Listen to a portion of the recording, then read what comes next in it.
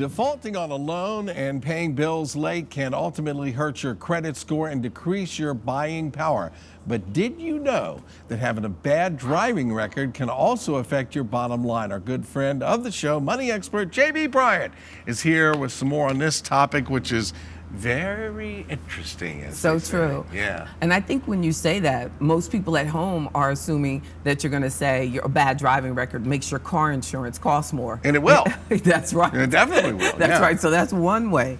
But these algorithms, and there's a company called LexisNexis that has created this extensive software and algorithms that are helping financial service companies and life insurance companies have jumped all over this opportunity of they're taking your driving record and giving you a score. And the life insurance companies are connecting that score given to your driving record with your prescriptions and medicines that you take, and they're able to determine in greater detail than coming to your house and doing a blood check. So they're figuring out ways that they can reduce their expenses and do your premiums correctly. So they're able to save money. I.e. charge you more. That's right, and charge you correctly, because they've shown, the research has shown that the higher driving score or bad driving record that would make your score, to be worse, higher would be worse, and that a bad driving record correlates directly to your mortality. So they're showing that they're more likely to die, and not an older person. They're connecting these to younger persons as well. All right. Well, let me back up the car a little bit, just a little bit. So the insurance company, the life insurance company, or your medical insurance company finds out, you had a DUI. Or maybe you had a careless and reckless or something like that. That's right. Okay. That's then right. they come back and say, all right, JB, you got this ticket. We're going to jack up your life insurance or your health insurance cost because we think.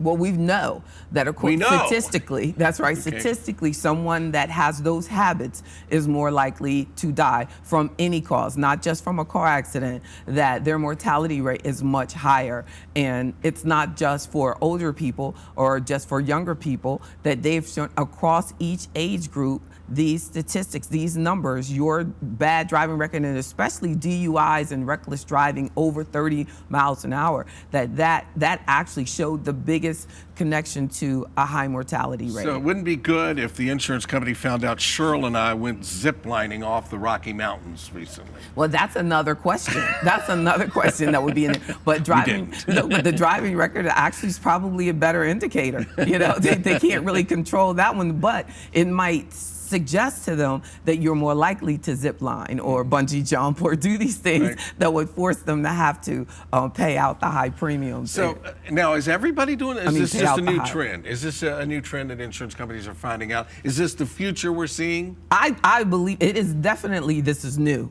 They've been trying to use it with homeowners insurance, but they haven't found the correlation in there. But this is definitely a new science, and not all companies are using it yet. But we as consumers need to realize that they are using these statistics, these numbers, this data on you to judge your lifestyle choices, because they cannot determine what you're doing right now, how it's going to impact your future health, because you may have great health but have very bad habits and they're not showing up, so they cannot rate you correctly because you're getting it so early. But so if they can look at your driving record, then they have proof. Then they have more support in what your lifestyle choices are now and how they're going to impact you. And do we have any recourse in this? Can we say, I got that driving, but I'm a very safe person? I mean, do we have any recourse in that? You have to correct it immediately, because it's also they're able to tell people who do it habitually. Their frequency increases their mortality rate.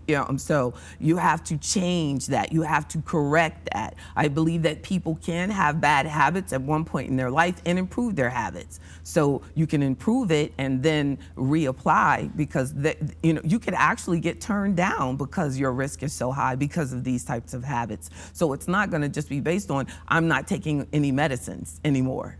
You know, it's people, assume that, oh, I'm healthy, I'm young, I'm not taking any medicines, but you may like to speed, you might like to speed through neighborhoods, Yeah. and you're getting caught, and it's impacting you financially. So, because if you are approved, it's going to cost you more to pay for that. So that's less money that you can save for other needs. And I feel, Bill, that the future of this is that they're going to be able to apply this information into other habits that you may have. Like in your ability, say they can attach this and find a connection between your ability to pay back your bills on time.